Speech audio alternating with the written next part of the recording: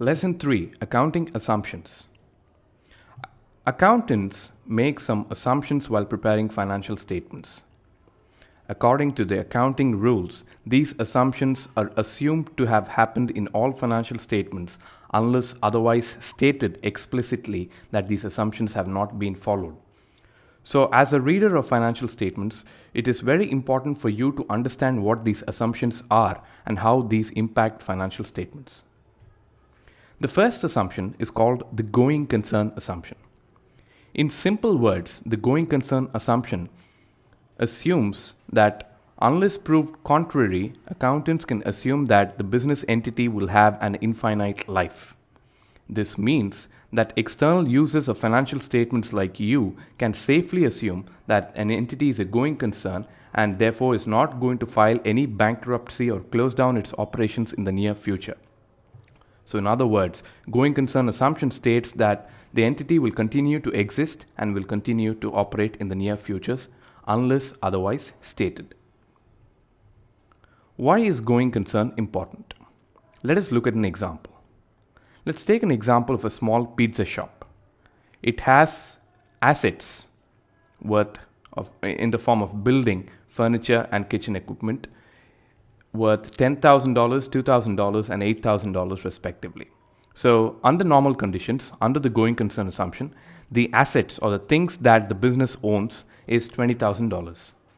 Now, let's assume that there is some issue with the business. Let's assume that the promoter wants to close down the business and go back to his hometown. So he's in a hurry and therefore he wants to sell off all his assets. So the buildings will not fetch what they're actually worth. Since he's in a hurry, he might possibly want to sell it off at a slightly lower price. So let's assume that the buildings will fetch $7,000, furniture will fetch $1,000, kitchen equipment will fetch $3,000, and so on. So when the entity is not a going concern, it fetches much less than what it is actually supposed to fetch. And it is for this reason that the going concern assumption is very important.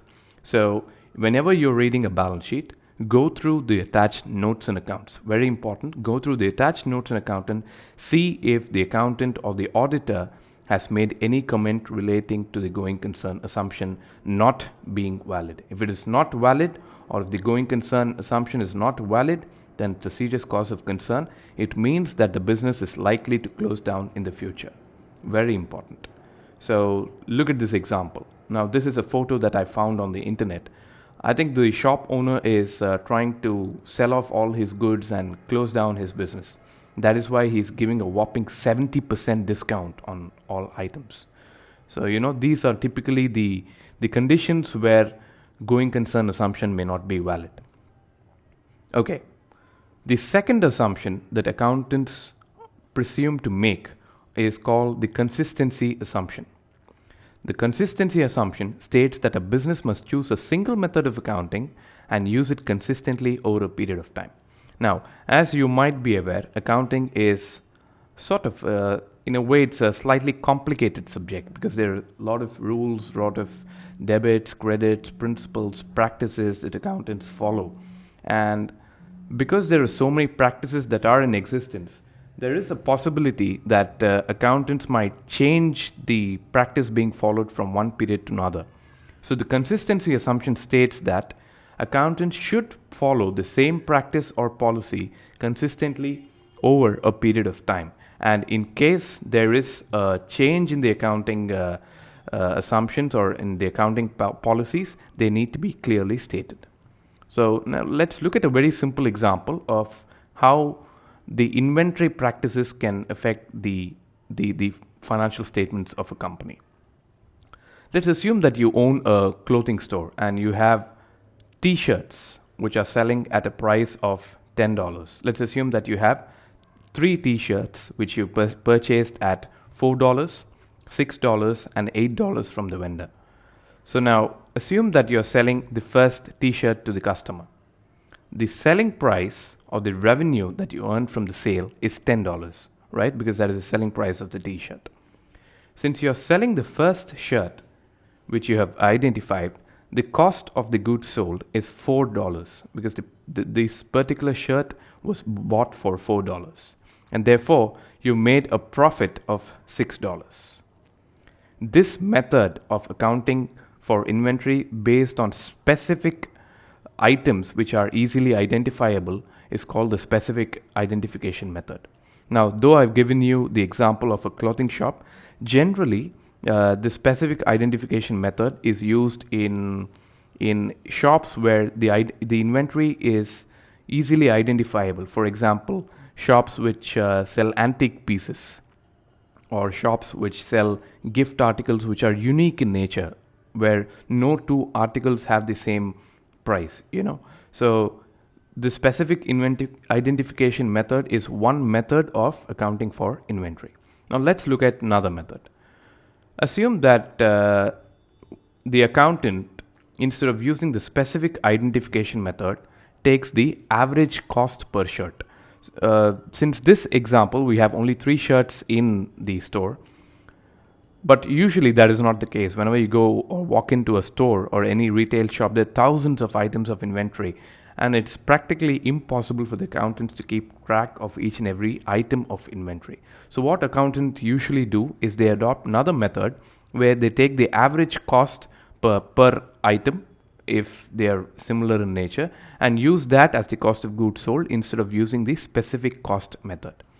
So in this case, look at the cost of goods sold. The revenue will still remain the same because that is the selling price, but the cost of goods sold will change to $6 because that is the average cost, and therefore the profit will change to $4. 10 minus 6, 4. This method of accounting for inventory is called the weighted average cost method. So what I've given you is just one example of a accounting policy change which could impact the profit of a business. So the consistency assumption states that accountants should follow the same practices consistently and apply it over different periods. And in case there is any change, this has to be clearly disclosed in the notes to accounts. If you open any annual report of top companies, you will find financial statements, which is balance sheet, P&L, cash flow. We'll look into them. But apart from these, you'll also find a small notes and accounting policies which are mandatory to be annexed along with the the financial statements. So in those notes to accounts, these things such as going concern, consistency, etc. are stated. So that is very, very important. I suggest that if you get a chance to have a look at the annual report of any top company like Microsoft or Apple or Amazon, please go through the notes of accounts along with the financial statements.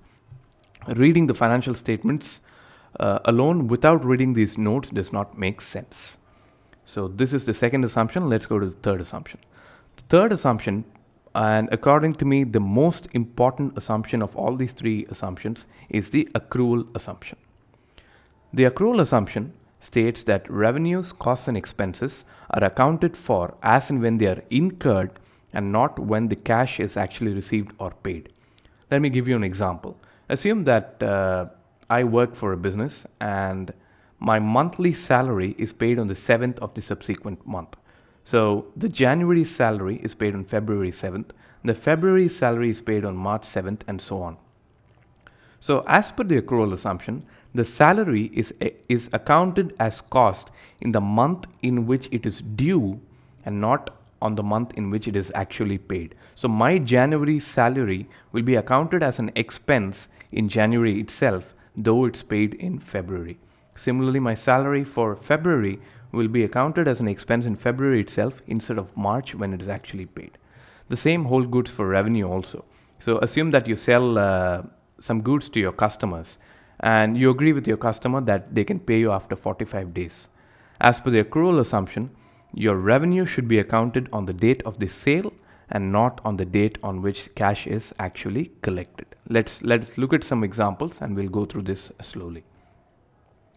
So like I said, revenues are recorded when goods are shipped or the sales are made and not when the cash is received, and expenses are recorded as and when they are incurred and not when the actual payment is made. Let's go back to this pizza shop example. Assume that the pizza shop has a corporate customer close by and it supplies pizzas on every Wednesday to these corporate offices. It agrees with the office that the cash payment can be made on the 15th of the subsequent month. So it's going to supply 4 times in a month on Wednesdays, and the cash will be paid by the customer on the 15th of the subsequent month. Under the accrual assumption, the sale is accounted on the day on which it is made and not when the cash is actually received. This is very, very important because this is one of the most important assumptions of financial statements. So income is accounted on the date of sale and not on the date of receipt of cash. Summary. So we've seen 3 accounting assumptions. The first one is the going concern, where a business is assumed to remain in existence in the near future unless the contrary is proven true and clearly stated in the notes. Second assumption is the consistency assumption, where accountants are assumed to have followed consistent accounting practices from one period to another unless otherwise stated. The third assumption is the accrual assumption, where revenues and costs are incurred on the date of the transaction and not when they are actually paid or received.